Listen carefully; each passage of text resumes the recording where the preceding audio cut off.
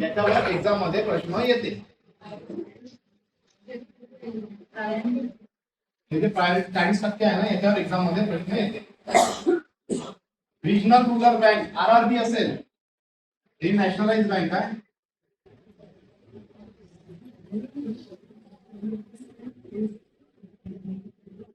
RRB असेल तर RRB मध्ये 75%. ठीक आहे.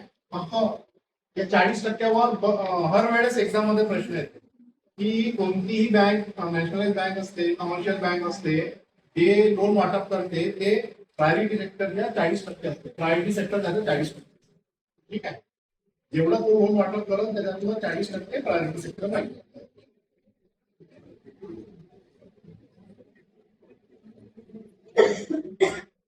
एक कन्सेप्ट समजून घेतात इकडे.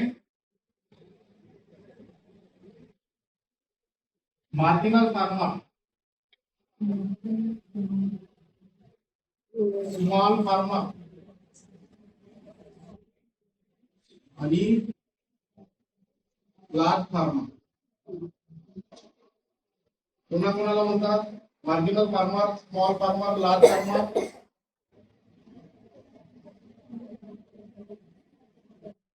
कोणाला म्हणतात? हेक्टरपेक्षा कमी जमीन असेल, 1 हेक्टर आणि त्याच्यापेक्षा कमी जमीन असेल त्याला मार्जिनल फार्मर म्हणतात. ठीक आहे. 1 हेक्टर आणि त्याच्यापेक्षा कमी जमीन असेल त्याला मार्जिनल फार्मर म्हणतात. स्मॉल फार्मर 1 हेक्टर ते 2 हेक्टर पर्यंत जे ज्याच्याकडे जमीन असेल त्याला स्मॉल फार्मर म्हणतात. आणि लार्ज फार्मर 2 हेक्टर पेक्षा मोठे, 2 हेक्टर पेक्षा जास्त जमीन असेल त्याला लार्ज फार्मर. ठीक आहे. म्हणजे किती? 1 हेक्टर 2.5 हेक्टर पर्यंत marginal farmer. Small farmer 1 hectare ते 2 हेक्टर म्हणजे 5 हेक्टर पर्यंत स्मॉल फार्मर आणि 5 हेक्टर पेक्षा जास्त लार्ज मोठा फार्मर. सिंचनचा वाटा आहे 18%. समजताय का? मी बोलतोय ते समजताय का? सांगतोय ते समजताय का?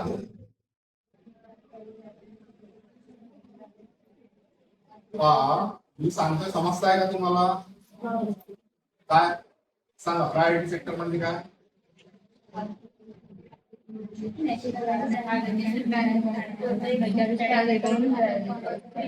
पहिले प्रायोरिटी सेक्टर म्हणजे काय ते सांगा. प्रायोरिटी सेक्टर लेंडिंग म्हणजे प्रायव्हेट सेक्टरला लोन देतात. ठीक आहे. प्रायोरिटी सेक्टर म्हणजे काय? प्रायोरिटी म्हणजे काय? प्रायोरिटी देतो आपण म्हणजे काय? प्राधान्य देतो ना. हा, मग बँकांना कंपल्सरी कोणत्या क्षेत्राला प्राधान्य द्यायचं आहे? कृषी क्षेत्र, शैक्षणिक क्षेत्र आणि हाऊसिंग. लक्षात आलं? हे 2-3 क्षेत्र असे आहेत ते प्रायोरिटी सेक्टर मध्ये येतात. तर प्रत्येक बँकेला कंपल्सरी, नॅशनलाइज बँक असेल, प्रत्येक बँकेला कंपल्सरी जितकं लोन वाटप करते, लक्षात आलं का? जितकं लोन वाटप करते त्याच्यातलं 40% कंपल्सरी प्रायोरिटी सेक्टरला गेलं पाहिजे. आता लक्षात आलं? या 40%मध्ये 18% ऍग्रिकल्चर असतो, कृषी असतो काही. ठीक आहे. आता ते कृषी जे आहे त्याच्यामध्येही थोडं बायफर्केशन आहे. याच्यातलं 8% small and marginal farmer, small and marginal farmer. ठीक आहे. असलंच पाहिजे. या 18 मध्ये मग पुन्हा 8% जे आहे ते small and marginal farmer compulsory असलं पाहिजे. आता मार्जिनल फार्मर कशाला म्हणतात? 1 हेक्टर पेक्षा कमी जमीन ज्याच्याकडे आहे त्याला marginal farmer. Small farmer 1 hectare ते 2 हेक्टर पर्यंत जमीन आहे त्याला small farmer. Large farmer 2 hectare पेक्षा जास्त जमीन आहे त्याला लार्ज फार्मर. ठीक आहे.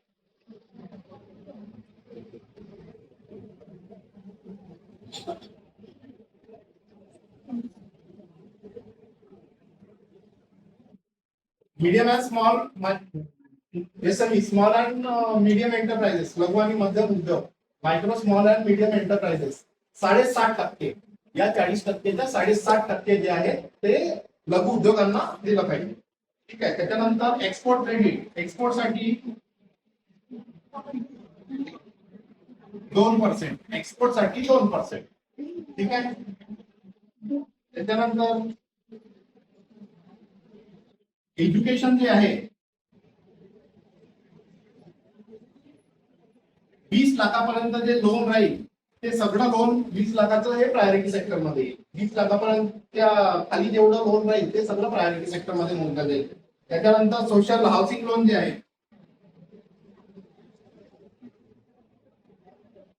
Housing loan 35 lakh,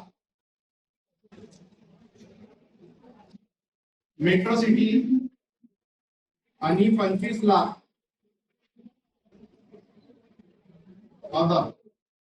metro city म्हटलं तर कोणतं, मुंबई पुणे वगैरे जे आहेत ना, तर त्या मेट्रो सिटीला 35 लाख हाऊसिंग लोन असेल तर ते प्रायोरिटी सेक्टर मध्ये कन्सिडर केले जाते. 25 लाख असेल त्याच्या व्यतिरिक्त प्रायोरिटी सेक्टर मध्ये कन्सिडर केले जाते. त्याच्यानंतर सोशल इन्फ्रास्ट्रक्चर. सोशल इन्फ्रास्ट्रक्चर म्हणजे काय?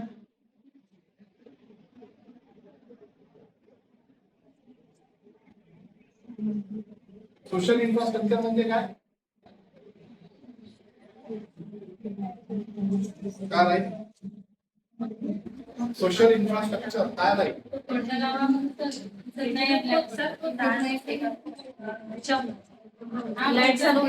पाण्याची टाकी आहे, हे काय झालं, सोशल इन्फ्रास्ट्रक्चर आहे. ठीक आहे, तर यांना 5 करोड पर्यंत जर लोन असेल, 5 करोड, ठीक आहे, 5 करोड पर्यंत जर लोन असेल तर ते प्रायोरिटी सेक्टर मध्ये गणला जाईल. ठीक आहे, त्याच्यानंतर रिन्युएबल.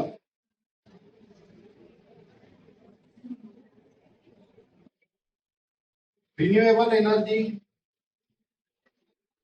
30 करोड पर्यंत प्रायोरिटी सेक्टर. रिन्युएबल म्हणजे काय? सोलर आहे, त्याच्यानंतर पवन चक्की आहे, तर हे युनिट जे राहतील तर ते 30 करोड पर्यंत ते प्रायोरिटी सेक्टर मध्ये मोजलं जाईल. ठीक आहे,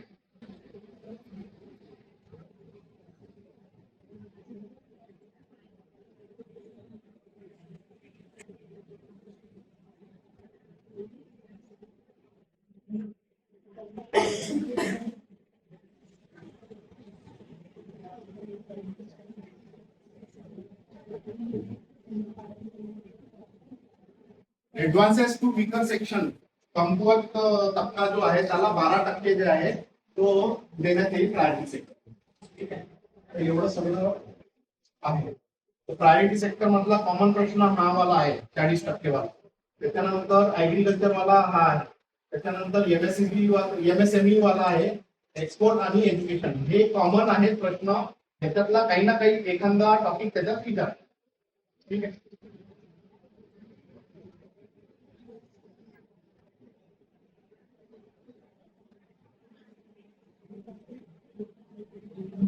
झालं का? 125 करोड टर्न ओव्हर लिमिट आहे, 500 करोड. 100% इथं प्रश्न आहे. एक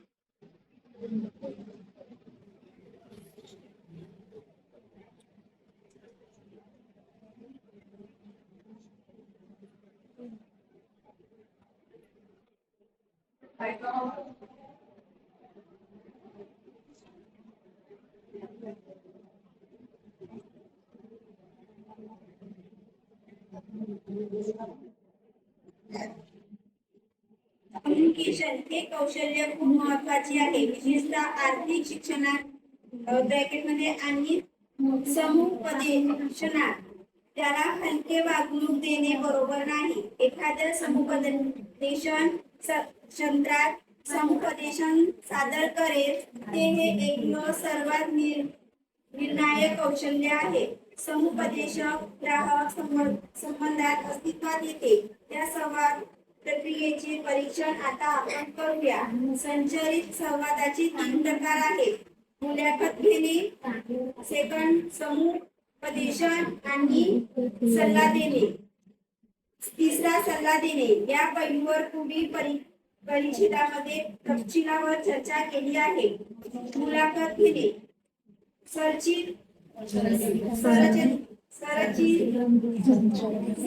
सर्वसाधारण प्रकार म्हणजे मुलाखत घेणे. हा बहुतेक वेळा 2 लोकांमधील आधी ठरवलेल्या विशिष्ट उद्देशाने केलेला संवाद असतो. त्यात सामान्यतः अर्थपूर्ण माहिती गोळा करण्यासाठी प्रश्न विचारणे आणि उत्तरे देणे समाविष्ट असते. ग्रामीण भागात परिस्थितीचा प्रकार स्वीकारला जातो. जो मुलाखत घेणारा आणि ग्राहक दोघांनाही विस्तृत क्षेत्रावर चर्चा करण्याची परवानगी देतो आणि मुलाखत देणारा बहुतेकदा मुलाखतीचा वेग आणि उद्देश नियंत्रित करतो. या प्रकारच्या मुलाखतीच्या कायद्यामध्ये अधिक लवचिकता आणि अधिक सखोल प्रतिसाद आणि मुलाखत घेणारा व ग्राहक यांच्यात आपलेपणाच्या संबंधाची संभाव्यता यांचा समावेश होतो. मुलाखत हा सर्वसाधारणतः वरील दोघांमधील अल्पकालीन संबंध असतो. समुपदेशन काउन्सिलिंग समुपदेशनात म्हणजे मदत देणे होय. समुपदेशकाचे काम हे आहे की ग्राहकांना त्यांच्या वर्तमान परिस्थितीचा शोध घेताना सहाय्य करणे, त्यांना कोठे जावेसे वाटते या संदर्भात ते कोठे आहे यांची जाणीव होण्यास सुरुवात करणे आणि नंतर त्यांना जेथे जायचे आहे तेथे पोहोचण्यासाठी कार्य करणे. ही बहुतेकदा दीर्घकालीन प्रक्रिया असते की ज्यामुळे ग्राहकांच्या वर्तनात सरतेशेवटी बदल होतो. थोडक्यात समुपदेशन ही मुलाखत घेण्याच्या स्वरूपाची नसते, कारण हे स्वरूप कमी औपचारिक आणि कमी संचरित असते.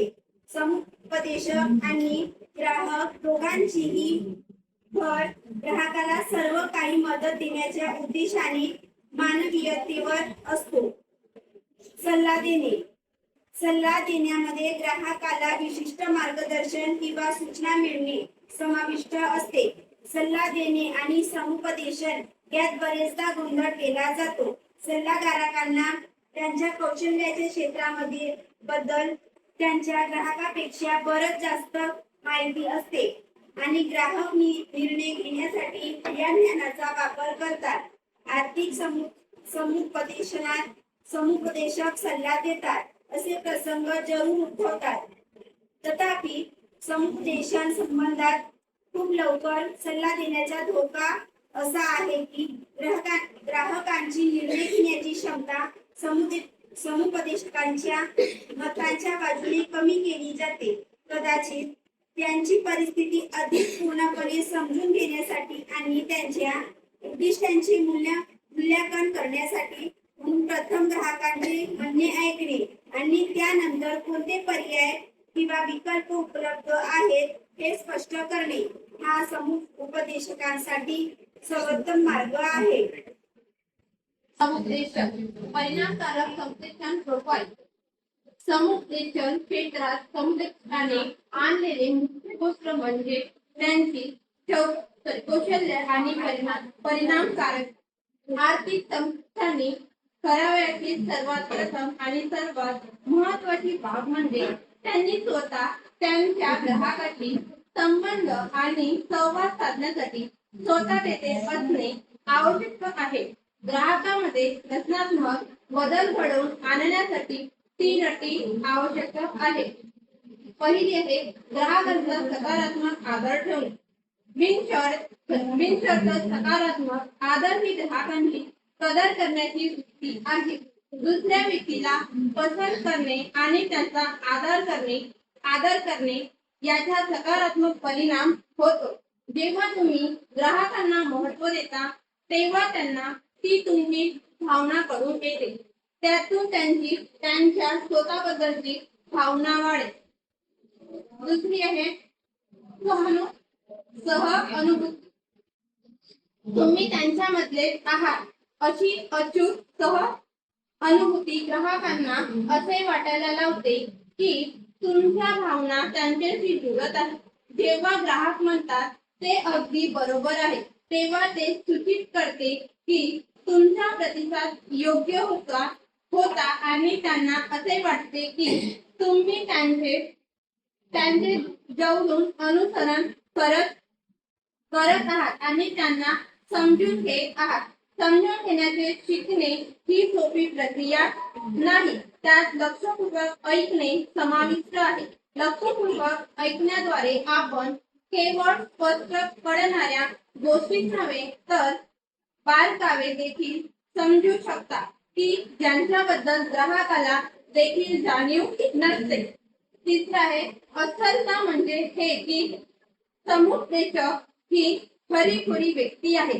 म्हणजे दर्शनी वरवरचे चांगले स्वरूप नाही तर व्यावसायिक संप्रेषक कसा मानला जातो तशी कोणतीही भूमिका वटवणे नाही. एक संप्रेषक तेव्हाच खरा जेव्हा तो उत्स्फूर्त आणि भावपूर्ण रीतीने संवाद साधतो आणि काही लपवत नाही. खुल्या मनाचा आहे आणि क्लायंट जी काही चर्चा करण्यास तयार असेल ती मोकळेपणाने ऐकण्यास तयार असतो आणि सुसंगत राहतो. व्यवस्थापन कौशल्य मॅनेजमेंट स्किल, प्रशासन कौशल्य ऑपरेशन स्किल, उत्पादन कौशल्य प्रोडक्शन स्किल, संवाद कम्युनिकेशन आर्ट स्किल मध्ये इकडचे आर्ट स्किल लॉजिस्टिक कौशल्य मशीन लर्निंग आर्थिक विश्लेषण टायपिंग कौशल्य संगणकाचे ज्ञान प्रोग्रामिंग साधन सामग्री तंत्रे तंत्रशास्त्रीय ज्ञान इत्यादी ही काही उदाहरणे आहेत. सॉफ्ट स्किल संवाद कम्युनिकेशन मन प्रेरणा सेल्फ मोटिवेशन नेतृत्व लीडरशिप जबाबदारी रिस्पॉन्सिबिलिटी समूहकार्य टीमवर्क समस्या सोडवणे निर्णय क्षमता वेळेचे व्यवस्थापन लवचिकता फ्लेक्सिबिलिटी वाटाघाटी आणि तंटा निराकरण. चांगला संवाद साधायचा तर ऐकून घेणे महत्वाचे आहे. विशीने ग्राहकाचे काळजीपूर्वक ऐकले पाहिजे आणि त्यांच्या गरजा समजून घेतल्या पाहिजे. प्रतिसाद देणे स्पष्टीकरणासाठी प्रश्न विचारणे आणि देहबोली याद्वारे सक्रिय श्रवण प्रदर्शित केले जाऊ शकते. ज्यामुळे माहिती झाली हे व्यक्त होईल किंवा पोचल्याचे दिसेल असे हावभाव आणि हालचाली जाणीवपूर्वक आणि अजाणतेपणी करणे म्हणजे देहबोली. यामध्ये चेहऱ्यावरील भाव चांगली आसन स्थिती हातपाय आणि डोळ्यांचा संपर्क किंवा हालचाल याचा समावेश असतो. डोके हलवणे नजरेला नजर देणे किंवा हसणे हे दर्शविण्याचे उत्कृष्ट संकेत आहे की कोणी लक्ष देत आहे. नंतर आहे स्वयंनियंत्रण म्हणजे सेल्फ कंट्रोल पेशन्स. ग्राहकांना हाताळताना शांत आणि थंड राहणे हे एक महत्त्वाचे सॉफ्ट स्किल आहे. संयमाने एखादी व्यक्ती नकारात्मक समस्यांना सकारात्मक पद्धतीने सामोरे जाऊ शकते. स्वयंनियंत्रण आणि संयम हे विवादांचे परिणामकारकपणे निराकरण करण्यास मदत करतील. सकारात्मकता सकारात्मक दृष्टिकोन नेहमी ग्राहकांना हाताळण्यास मदत करेल. उत्पादन किंवा सेवेबद्दल आणि त्यांच्या फायद्याबद्दल चांगले ज्ञान असणे BCA ग्राहकांना सांगण्यास आणि पटवून देण्यास मदत करू शकते. आशावादी आणि सक्रिय असणे हा सकारात्मक राहण्याचा एक वस्तून मार्ग आहे. त्याच्यानंतर आहे ठामपणा असर्टिव्हनेस किंवा आत्मविश्वास. आत्मविश्वासामुळे ग्राहकांमध्ये विश्वासाची पार्श्वभूमी निर्माण करता येते.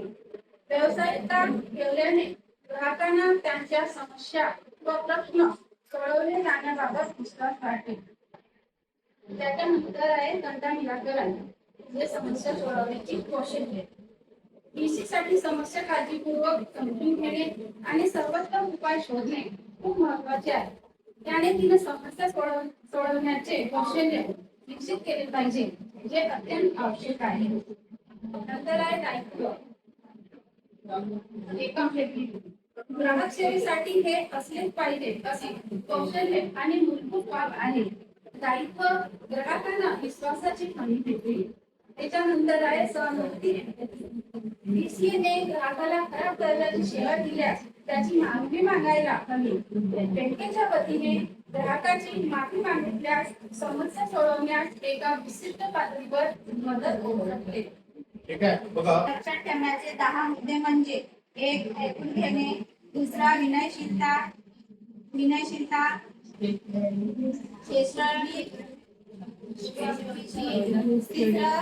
स्पष्टता. 4. सहानुभूती. 5. अडथळा दूर करणे. 6. संयम. 7. डोळ्यांचा संपर्क नेमकी करणे. 8. वाद घालू नका. 9. प्रतिसाद देणे. 10. परस्पर संपर्क. ठीक आहे बघा, इथे प्रश्न आलेला आहे, इथे आहे ना, तर इथे प्रश्न आलेला आहे, थोडं तिथे लक्षात ठेवा. म्हणजे चांगलं कम्युनिकेशन ठेवण्यासाठी कोणते मुद्दे आहेत. ठीक आहे. हा, त्या स्टेजवर हे हाताळायची पद्धत जी आहे ना ती कोण असते.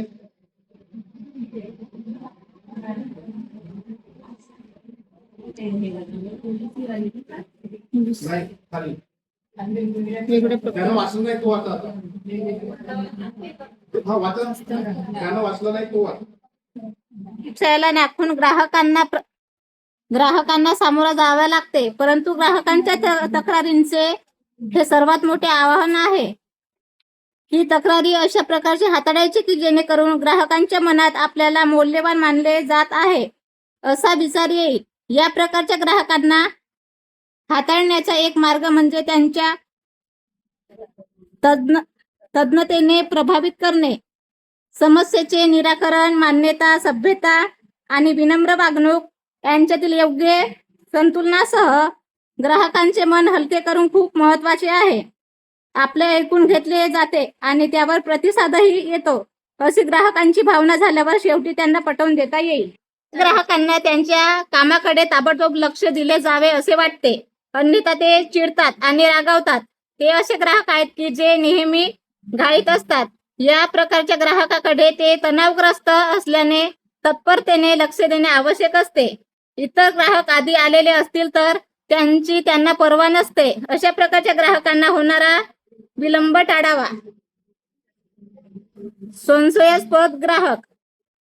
संशयास्पद प्रकारचे ग्राहक दोष व नापसंती दाखवणारे असतात. ते आनंदाने व्यवसाय प्रतिनिधीला सर्व काही समजावून सांगू देतात, पण नंतर कठोर मत प्रदर्शन आणि ज्ञानाचे आश्चर्यचकित करतात. अशा वेळी आत्मविश्वास राखून त्यांना दाखवून दिले पाहिजे की त्यांचे काम सर्वोत्तम व्यक्तीकडे दिले गेले आहे. विश्वासार्ह माहितीने त्यांना आश्वस्त करा आणि तज्ञतापूर्वक त्यांची खात्री पटवून द्या. ह्या संशयास्पद प्रकारच्या ग्राहकांची खात्री पटवून देण्याचा एक चांगला मार्ग म्हणजे त्यांना योग्य माहिती देणे. त्यांचे काही गैरसमज झाले असल्यास ते दूर करण्यासाठी पुरावे देणे हाच एकमेव उपाय आहे. डळमळीत ग्राहक हे असे ग्राहक आहेत ज्यांना खरोखर काय हवे आहे याची त्यांनाच खात्री नसते. ते कदाचित किंवा मला माहित नाही यासारख्या गोष्टी सांगून त्रोटक गुडमुडीत उत्तरे देतील. त्यांच्या मनात बरेच काही चालू असते.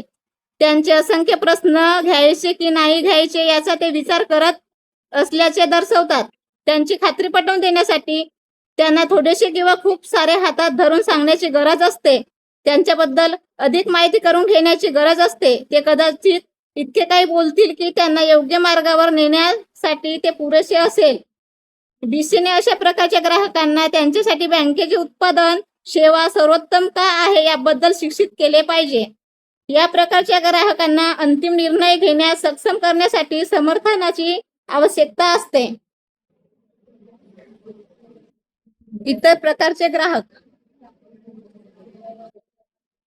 वेगळी क्षमता आणि स्वभाव विशेष असलेल्या ग्राहकांसाठी बीसीने क्षमता विकसित केली पाहिजे. उदाहरणार्थ, वाटाघाटी करण्याची क्षमता असलेल्या ग्राहकाने वाटाघाटी किंवा सौदेबाजीसाठी वाव असल्यास चर्चा केली पाहिजे. वाटाघाटीला वाव नसल्यास त्यांचे ऐकण्याची आणि त्यावर आवश्यक ते स्पष्टीकरण देण्याची क्षमता बीसीकडे असली पाहिजे. जाणकार ग्राहक आत्मविश्वास पूर्ण असतात. जरी त्यांना आधीच सर्व काही माहीत असल्याचे दिसत असेल तरी ते व्यावसायिक सल्ल्याची अपेक्षा करतात. जरी त्यांचे आधीच मत बनवलेले दिसत असेल तरी त्यांना नेमकी व अचूक माहिती पुरवू शकतो. त्यांची सक्षमता मान्य केल्याने त्यांना चांगले वाटेल. जर त्यांची कल्पना खोटी असेल तर त्यांना व्याख्याने देण्याचा प्रयत्न करू नका, कारण यामुळे ते अस्वस्थ होतील आणि कदाचित रागावतीलही. जे ग्राहक सतत प्रश्न विचारण्याच्या प्रकारातले असतात त्यांना नेहमी सर्व काही जाणून घ्यायचे असते. BCAने या प्रकारच्या ग्राहकांशी नेहमी मैत्रीपूर्णतेने आणि संयम राखून बोलले पाहिजे. काही ग्राहक असेही असतात की जे प्रत्येक गोष्टीवर सहमत होतात. जे संकोची असतात आणि लाजत असतात ते पटकन होय म्हणतील. त्याच वेळी ते भारावून जातात आणि त्यांचा आश्चर्याचा धक्का बसला आहे असे वाटते. येथे संवेदनशीलता आवश्यक आहे. त्यांच्याशी शांतपणे आणि अलिप्ततेच्या मार्गाने बोलणे आवश्यक आहे, अन्यथा त्यांना पटकन कोंडी झाल्याचे जाणवेल. ग्राहकांच्या गरजा आणि प्राधान्ये काय हे जाणून घेण्यासाठी त्याने खुले प्रश्न विचारले जाऊ शकतात. सर्व परिस्थितीमध्ये BCने धीर धरला पाहिजे आणि शांत राहणे व चिथावणी देऊ नये किंवा वाद घालू नये. ग्राहकांच्या गरजा आणि तक्रारी काळजीपूर्वक ऐकून त्यांच्याकडे खऱ्या अर्थाने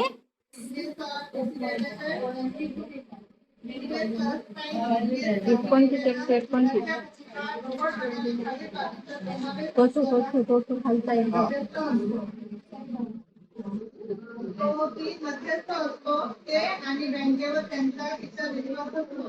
तो ती संभाव्य कर्जदाराविषयी माहिती गोळा करतो. ते नाव, पत्ता, व्यक्तींची संख्या आणि मध्यस्थ कुटुंबाची आर्थिक स्थिती आणि कमाईची साधने व कुटुंबातील सभासद करतात असलेली कामे. नंबर 3 जमीन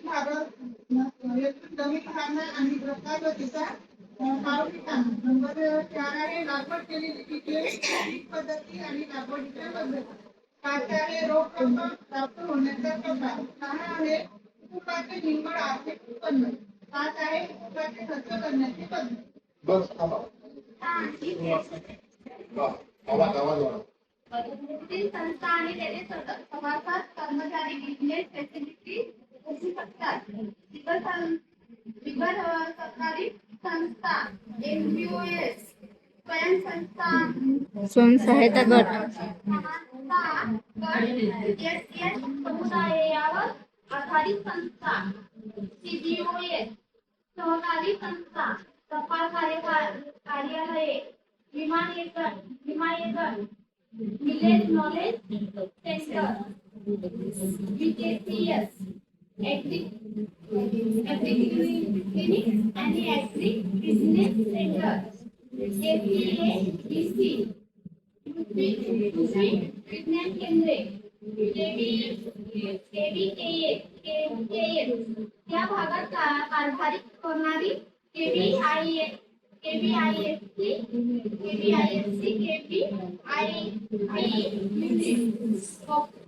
कॉर्पोरेट संस्थांची IIT सक्षम असलेली ग्रामीण आउटलेट, उत्तमपणे कार्यरत असलेल्या पंचायती, परिसंस्था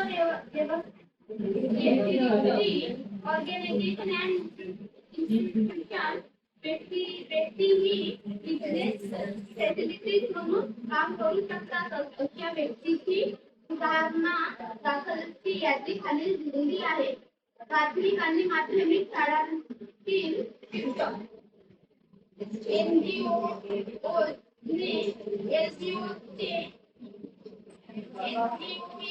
LGOS सभासद, स्वयंसहाय्यता गटाचे सभासद, अंगणवाडी बालवाडी कर्मचारी, प्राथमिक आरोग्य केंद्रातील कर्मचारी, पोस्ट मास्टर, ग्रामीण post master, postman, postal clerk यासारखे टपाल खात्यातील कर्मचारी, नगरपालिकेतील आणि ग्रामपंचायतीतील कर्मचारी, ग्रामीण अधिकारी आणि त्यांचे कर्मचारी, शेतकरी सेवा संस्थेचे सभासद, सार्वजनिक वितरण प्रणालीमध्ये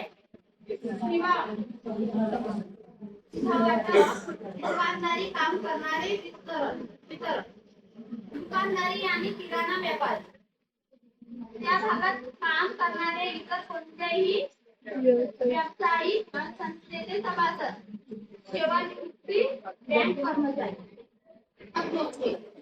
पहिला, सेवा प्रदाता त्याच्या वतीने कृती करू शकतो या नियमन केलेल्या संस्थेच्या म्हणजेच बँकेच्या एकूणच धोरणात्मक उद्देशांशी सुसंगत नसते.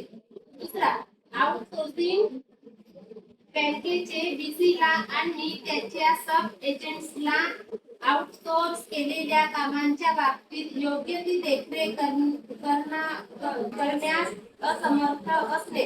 आउटसोर्सिंग करणाऱ्या बँकेकडे BC वर आणि त्यांच्या सब एजंट्सवर देखरेख करण्यासाठी पुरेसे प्रावीण्य नसेल तरी सुद्धा असे घडू शकते. प्रचलन विषयक जोखमी. थांबा आजचं राहिलं धोका निवारण तंत्र वाचलं का? जोखमी कमी करण्याची तंत्रे. बिझनेस फॅसिलिटेटर, यांच्या भूमिका कर्तव्य यांना जनतेच्या माहितीसाठी माध्यमांतून प्रसिद्धी दिली पाहिजे, ज्यामुळे ते ग्राहक ते त्यांचे व्यवहार BFBC यांच्यासोबत बँकेने तिच्या मार्गदर्शक सूचनांमध्ये विहित केलेल्या कामापुरतेच मर्यादित ठेवू शकते. या बाबतीतील व्यवस्थेवर शाखा व्यवस्थापकांनी प्रासंगिक नियंत्रण ठेवले पाहिजे. दुसरा, BFBC यांना त्यांच्या वतीने किंवा करारात नमूद केल्यानुसार सुसंगत नसेल अशी कोणतीही कृती करू नये. अशा प्रकारचे अट असलेल्या समझोता करारावर सह्या केल्या जाऊ शकतात. तिसरा, संबंधित पक्षांना योग्य ते मार्गदर्शन आणि प्रशिक्षण दिले गेले पाहिजे.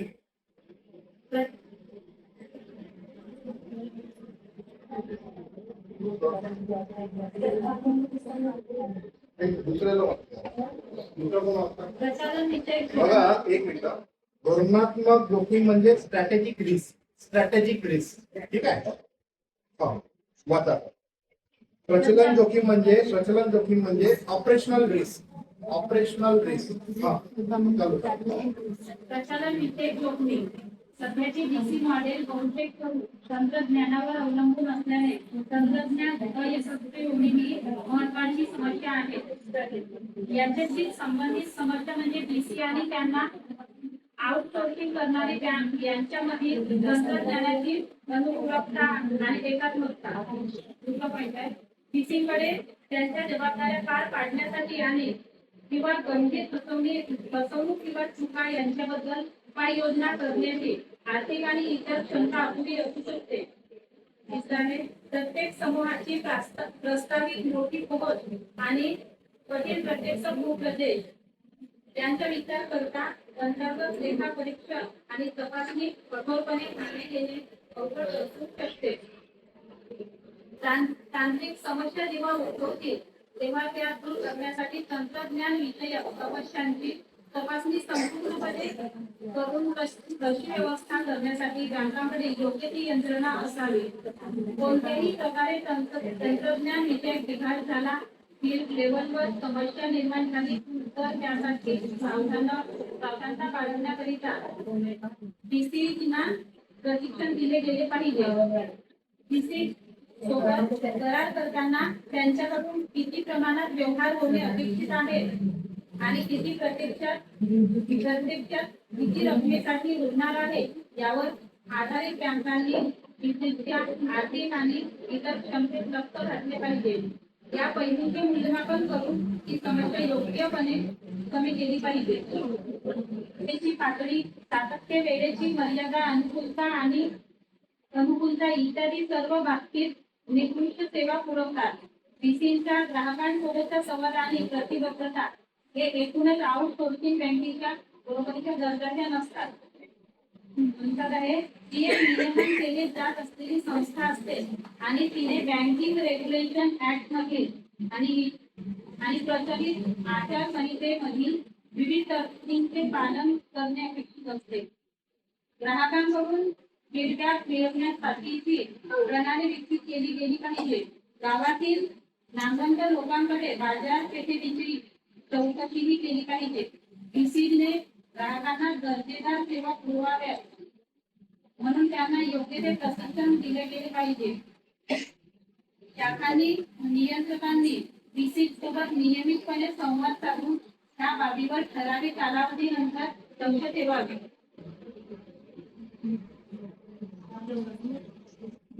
नेक्स्ट वाचा पुढे. अनुपालनासंबंधी टॉपिक नंबर 1 आहे विशिष्ट पातळीवरील प्रक्रिया कार्यप्रणाली कृती आणि आचरण हे आउटसोर्सिंग बँकेच्या प्रक्रिया कार्यप्रणाली आणि आचरणानुसार म्हणतात. नंबर 2 आहे विशिष्ट गोपनीयतेसाठी संबंधित मुद्द्यांचे आणि संबंधित खाजगीपणाच्या कायद्याचे पालन करीत नाही. करारामध्ये अनुपालनाच्या प्रणालीच्या नियंत्रणाच्या आवश्यकतेचा उल्लेख केला पाहिजे आणि शाखांनी स्थितीवर ठराविक कालावधीनंतर लक्ष ठेवावे. नंबर 2 आहे खाजगीपणाचा भंग झाल्यास डीसीना दंड करावा आणि त्यांच्या नाव काळ्या यादीत टाकावे व डीसीची नाव नोंदणी करताना नियुक्ती करताना तशी हमी घेतली पाहिजे. ठीक आहे. नेक्स्ट बाहेर पडण्याच्या धोरणाविषयी जोखीम. बाहेर पडण्यासाठी योग्य ती धोरणे अस्तित्वात नाही. अशी स्थिती एकाच बरोबर प्रमाणापेक्षा अधिक विसंबून राहणे, जसे एका समूहातील सामायिक वित्त आणि संवेदन यामुळे निर्माण होऊ शकते. दुसरा आउटसोर्सिंग बँकेने बँकांनी स्वतःच संबंधित कौशल्ये गमावणे, त्यामुळे नंतरच्या काळात बँकांनी ते काम पुन्हा एकदा स्वतःकडे आणण्यास प्रतिबंध होतो. तिसरा आहे करारातील अटी, यामुळे जलद गतीने बाहेर पडणे खर्चिक बनून अडथळा येतो. बिझनेस करस्पॉन्डंट बिझनेस फॅसिलिटर यांनी पार पाडावा याच्या भूमिका आणि करावयाची कर्तव्ये खूप काही तांत्रिक नसतात. त्यांच्या जागी दुसरे नियुक्त केले जाऊ शकतात. ग्राहकांचा फीडबॅक तपासणीच्या माध्यमातून पुनरावलोकन इत्यादी माध्यमातून बँकांनी ठराविक कालावधीनंतर स्थितीचे पुनरावलोकन करा.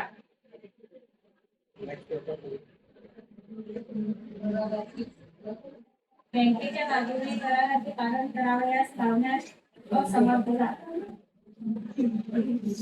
बिझनेस करस्पॉन्डंट फॅसिलिटर्स यांना नियुक्त करताना डिलिजन्स तपासणीच्या माध्यमातून त्यांची करार करण्याची क्षमता तपासून पाहिली पाहिजे.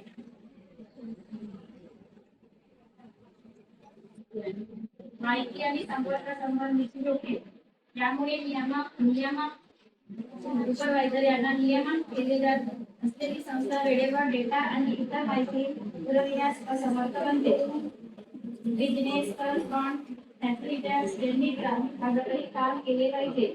येथे व्यवहार प्रत्यक्ष हाताने करावयाचे असतात. ड्यू डिलिजन्सच्या माध्यमातून हे तपासून पाहिले पाहिजे आणि डेटा माहिती देण्याची व्यवस्था पद्धत तपासली पाहिजे.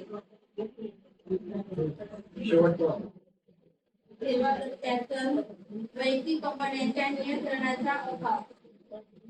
एकाच सेवा प्रदात्यांची जास्त प्रमाणावर संबंध आल्यामुळे प्रणालीजन्य जोखीम. अनेक बिझनेस करस्पॉन्डंट फॅसिलिटर यांच्या माध्यमातून व्यवसायाचे वितरण केले गेले पाहिजे व आवश्यक त्या पर्यायी व्यवस्थाही केल्या गेल्या पाहिजे. लोन आणि डिपॉझिट. ठीक आहे.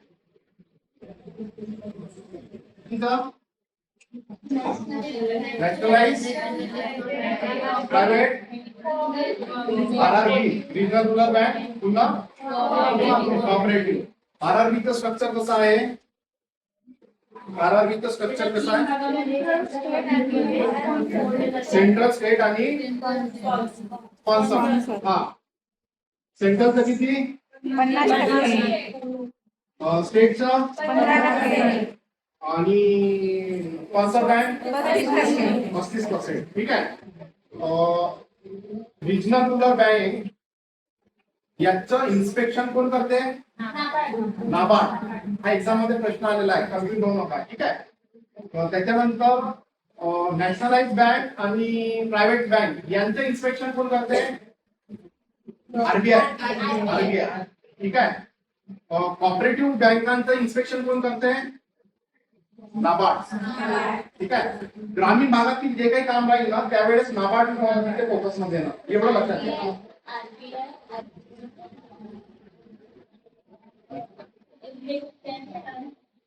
Inspection and monitoring. हा, आरबीआय कोणाचं करता? Nationalise bank, private bank. ठीक आहे. रिजनल रुरल बँकेचं कोण करून राहिलं? नाबार्ड. आणि कॉपरेटिव्ह बँकेचं कोण? नाबार्ड. हा. रिजनल रुरल बँकेचं कार्यक्षेत्र कोणता? क्षेत्रापुरतं मर्यादित आहे. आजूबाजूचे डिस्ट्रिक्ट कोणते? त्या राज्यातले ठरलेले. ठीक आहे. त्याच्यानंतर लोकल एरिया बँक जे आहे त्याचं कार्यक्षेत्र कोणतं? दोन तीन डिस्ट्रिक्ट तिथं दिलेलं नाहीये, फक्त मी काल बोललो होतो. ठीक आहे. तिथं दिलेलं नाहीये, काल बोललो होतो फक्त. आणि रिजनल रुरल बँक आजच्या घडीला किती आहे? 28. ठीक आहे. आजच्या घडीला रिजनल रुरल बँक 28 आहे. सरकारी बँका किती आहेत आजच्या घडीला? 12. स्टेट बँकेची उत्पत्ती कोणामधून झाली? इम्पेरियल बँक कधी झाली? 1955. पुस्तक बंद करा बरं तुमचं. पुस्तक बंद करा. आता सांगा. 1955 ला SBI. ठीक आहे. इम्पिरियल बँकेवर प्रश्न आलेला आहे तर तो परत येऊ शकतो. ठीक आहे. थोडं तिथे लक्ष ठेवायचं. सगळ्यात मोठं राष्ट्रीयकरण कधी झालं? 19 जुलै 1969. किती बँका होत्या? 14 बँका होत्या. प्रधानमंत्री कोण होतं? ठीक आहे. तो प्रश्न आला. त्याच्यानंतर पुन्हा 6 बँकांचं राष्ट्रीयकरण झालं. कधी झालं? 1980. 1980. ठीक आहे.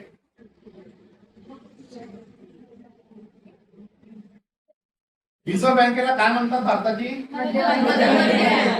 प्रश्न येईल.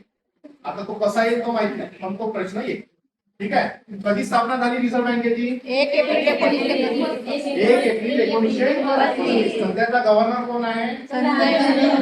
संजय मल्होत्रा. ठीक आहे. आरबीआयचे कामं कोणते कोणते आहेत? देखरेख करणे, इन्स्पेक्शन करणे, त्याच्यानंतर चलन छापणे, त्याच्यानंतर इन्फेक्शन कंट्रोल करणे, पुन्हा लायसन्स झाला. आता CRR रेपो रेट आताचा किती आहे? आताचा रेपो रेट किती आहे? 4.5. Repo rate 5.50. ठीक आहे. रेपो रेट म्हणजे काय? Short duration loan. ठीक आहे. कोणाला? बँकांना. ठीक आहे. आपल्याला नाही, बँकांना. ठीक आहे. त्याच्यानंतर रिव्हर्स रेपो रेट कशाला म्हणतात? डिपॉझिट. Short duration deposit. कुठे? आरबीआय मध्ये. बँका ठेवतात, आरबीआय मध्ये पास करतात. ऍक्च्युली डिपॉझिट हा शब्द योग्य नाही, फक्त तुम्हाला समजण्यासाठी. तिथे तो शब्द वापरला जातो पार्क. ठीक आहे. पार्क इएमओ. ठीक आहे. तो शब्द तिथे बँकांसाठी वापरला जातो, पण तुम्हाला समजण्यासाठी जो आहे आपण डिपॉझिट हा शब्द वापरतो. ठीक आहे. तुम्ही जेव्हा पैसे बँकेत एफडी करता तिथं काय करता? डिपॉझिट केलं. आलं लक्षात? पण इथे जे आहे पार्क केली, बँकांनी अमाऊंट पार्क केली हा शब्द येतो. ठीक आहे. फक्त तुम्हाला समजण्यासाठी आपण डिपॉझिट हा शब्द वापरतो. हा. त्याच्यानंतर बँक रेट. बँक रेट म्हणजे काय? जास्त कालावधीसाठी. काय?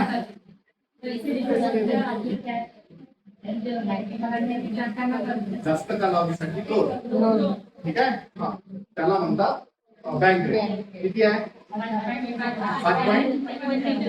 5.50. बरोबर आहे.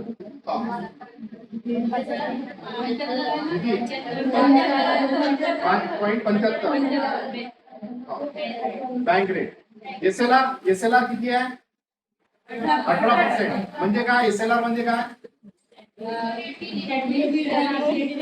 Liquidity ratio. सोनं, गोल्ड, बॉन्ड याच्यामध्ये बँकांना कंपल्सरी ठेवावं लागतं. ठीक आहे, काउंट ठेवावा लागतो. एखादी समजा वित्तीय आपत्ती आली तर त्यावेळेस ते सरळ तो पैसा जो आहे मार्केटमध्ये आणून द्या ती आपत्ती कंट्रोल करण्यासाठी. त्याच्यानंतर काय राहिलं? CRR cash reserve ratio. CRR cash reserve ratio किती टक्के आहे? 4.50%. 4.50. म्हणजे काय? CRR म्हणजे काय? Short duration loan. नाही. हा, तिथे शब्द जे आहे ना सिक्युरिटी डिपॉझिट म्हणून वापरा. Security deposit. ठीक आहे, कंपल्सरी प्रत्येक बँकांना जो आहे एक पर्टिक्युलर अमाऊंट जे आहे ते RBI मध्ये ठेवावं लागते. ती किती आहे? 4.50. त्याला म्हणतात कॅश रिझर्व्ह रेशिओ. या CRR वर प्रश्न आलेला एक्झाम मध्ये. ठीक आहे, नेट त्याचं उत्तर होतं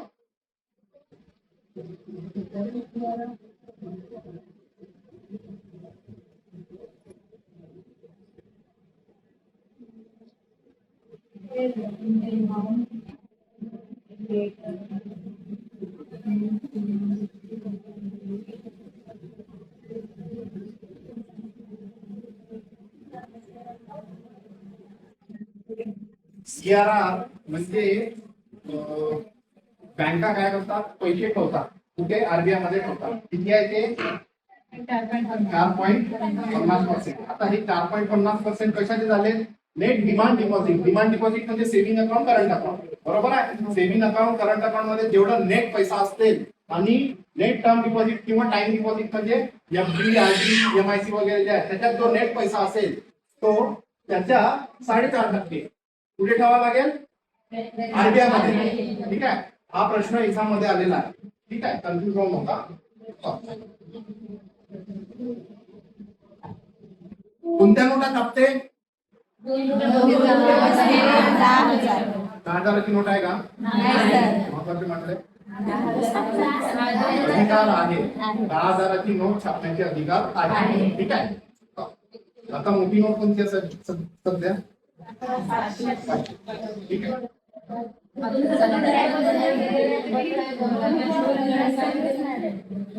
नाबार्डची स्थापना कधी झाली? 12 जुलै 1982. नाबार्डचं फुल फॉर्म काय? National bank for agriculture and rural development. ठीक आहे, चेअरपर्सन कोण आहे? शहाजी केली. नाबार्डचं काम काय तसं? ग्रामीण भागातील पॉलिसीज बनवणे. ठीक आहे, त्याच्यावर डिपॉझिटचे ठळक किती प्रकार आहेत? कोणते कोणते? डिमांड डिपॉझिट आणि टाइम डिपॉझिट. डिमांड डिपॉझिटचे किती प्रकार आहेत? 2. सेव्हिंग आणि करंट. एक तिसरा पण प्रकार आहे BSBDA. BSBDA म्हणजे काय? Basic saving bank deposit account. Zero balance वर उघडला जातो. सेव्हिंग अकाउंट, करंट अकाउंट मधला फरक काय?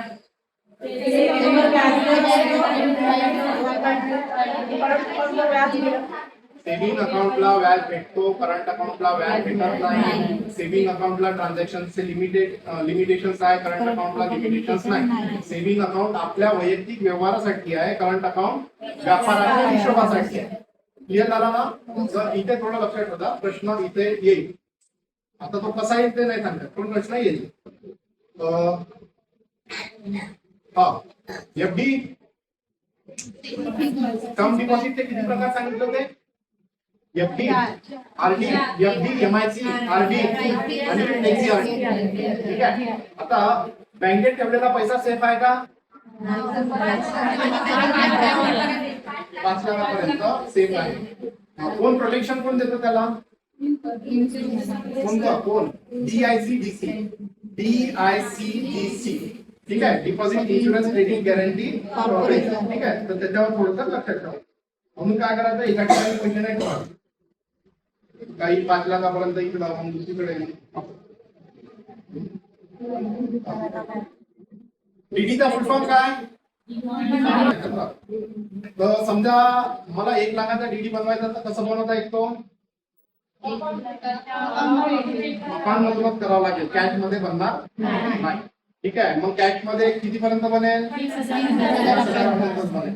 ठीक आहे, मला कोणी डीडी दिलेला आहे, तो आहे 35,000चा, तर मला कसा वटवता येईल? अकाउंट मध्ये मला टाकावं लागेल. मला आता समजा डीडी दिलेला आहे 15,000चा, तो कसा वटवता येईल? डायरेक्ट कॅश मला करता येईल. ठीक आहे, मला तो अकाउंट मध्ये लावता येईल, मला तो डायरेक्ट कॅश करता येईल. ठीक आहे, पण मॅक्सिमम लिमिट कॅश मध्ये 20,000. ठीक आहे, डीडी मध्ये पार्ट्या किती आहेत? 2. कोणत्या कोणत्या? रावर आणि पे. ठीक आहे, डीडी ची व्हॅलिडिटी किती? डीडी वर 100% 1% डीडी. चेकची व्हॅलिडिटी किती? 3 महिने चेकची व्हॅलिडिटी आहे. किती पार्ट्या असतात चेक मध्ये? कोणत्या कोणत्या? रावर आणि पे. ठीक आहे, चेक किती महिने चालतो? 3 महिने चालतो. कोणत्या प्रणालीचे चेक आता सध्या चालू आहेत? CTS 2010. CTS 2010 या प्रणालीचे चेक चालू आहेत. CTS चा फुल फॉर्म काय?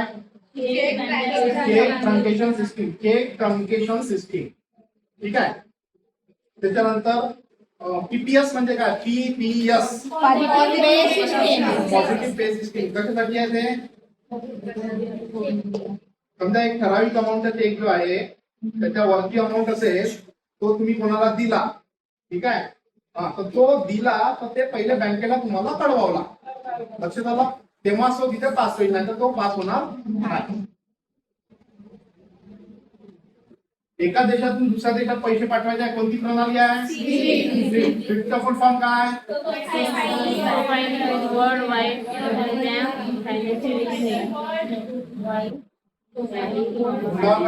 फटाफट.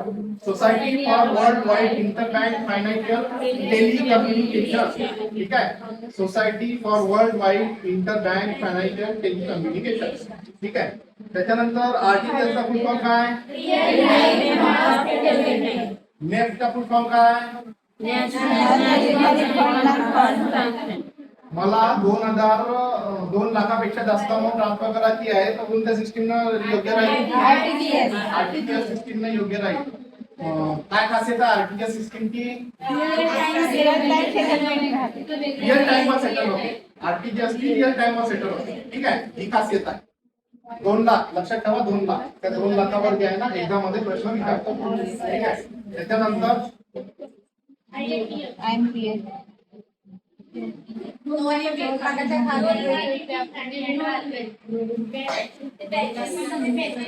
दोन लाख नेट मध्ये काही अशी लिमिट नाहीये. ठीक आहे, 2 लाखाच्या खाली पण फक्त सेटल कधी होते? बँकेत मध्ये सेटल होते. आयएमपीएस चा फुल फॉर्म काय? Immediate payment system. ठीक आहे, इमिजिएट पेमेंट सिस्टीम कधी आलं ते?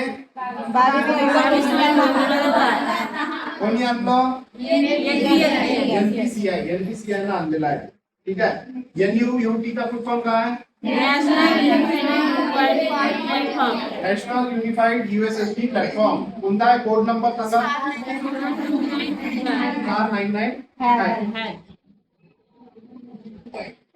499 आहे जो आहे ना, त्याच्यावर थोडं लक्ष ठेवा. त्याच्यावर प्रश्न राहील एक्झाम मध्ये. आता तो कोणत्याही स्वरूपात राहू शकतो. ठीक आहे, ते काय ऑप्शन देतात ते? 499 स्कूल मध्ये काय काय काय ऑप्शन भेटते आपल्याला? 499 आहे बघा, हा तुमच्या मोबाईल मध्ये नेट इंटरनेट नसेल तेव्हा तुम्ही ते वापरू शकता. लक्षात आलं ना? आणि तुम्ही बँकिंगची सुविधा जी आहे ती आपण 7 प्रकारची आपण तिथं वापरू शकतो. 7 प्रकारची कोणती आहेत ते?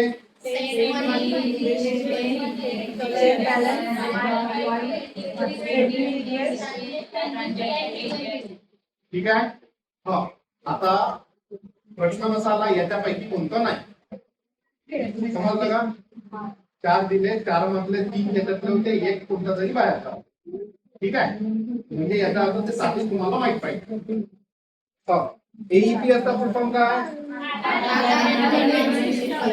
एपीपीएस चा फुल फॉर्म काय? Aadhaar payment bridge system. KYC चा फुल फॉर्म काय? Know your customer. कसं नो करणार तुम्ही कस्टमरला? ओव्हीडी. ओव्हीडीचा फॉर्म काय? ओव्हीडीचा फॉर्म ऑफिशियली 7 चालतो. ठीक आहे. सांगा कोणते कोणते सांगा.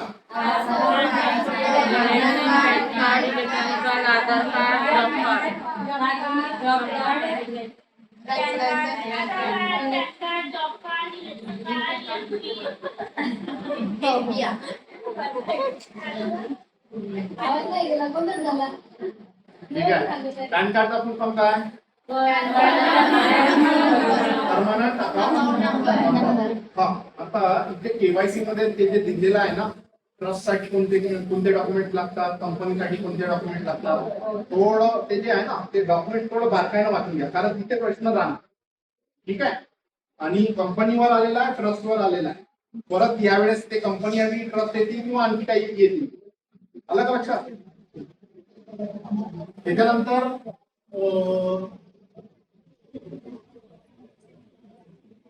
नॉमिनेशन काय असतो अकाउंट मध्ये? नॉमिनेशन हा अकाउंट मध्ये काय असतो?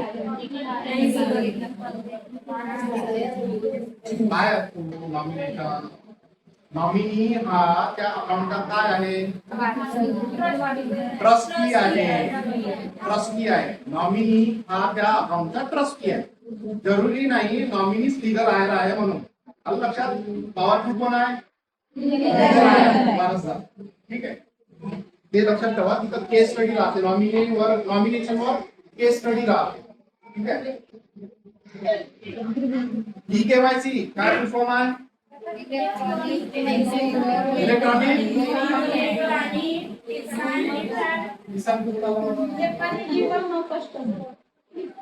Electronic KYC sir.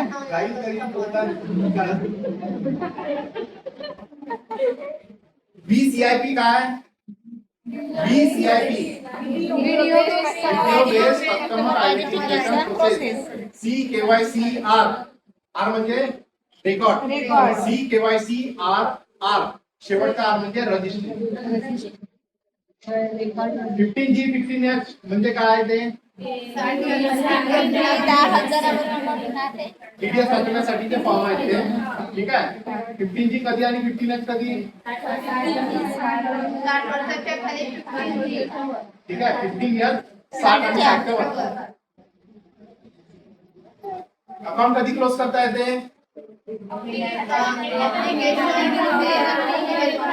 रायटिंग मध्ये दिलं तर डेट झाली तर, जॉईंट अकाउंट मधून एखादी डेट झाली तर. ठीक आहे. तो अशा प्रकारे अकाउंट तुम्हाला बंद करता येईल. गार्निश ऑर्डर कोण देते? अटॅचमेंट ऑर्डर कोण देते?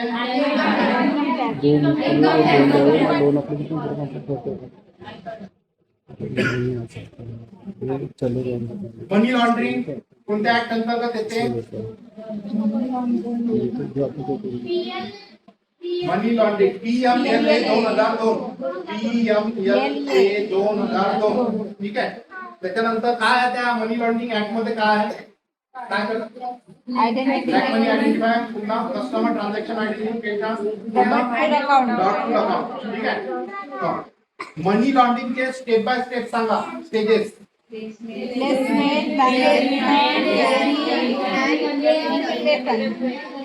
Placement, layering, integration. इथे 100% प्रश्न राहील. ठीक आहे. प्रश्न राहील इथे.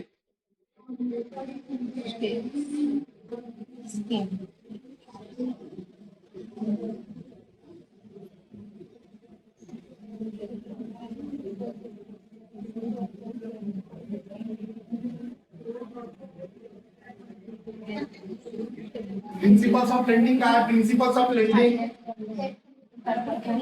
Principles of lending. Safety purpose, liquidity, diversity, risk diversification, profitability आणि प्रोडक्टिव्हिटी, सिक्युरिटी. एनपीएचा फुल फॉर्म काय? Non performing asset.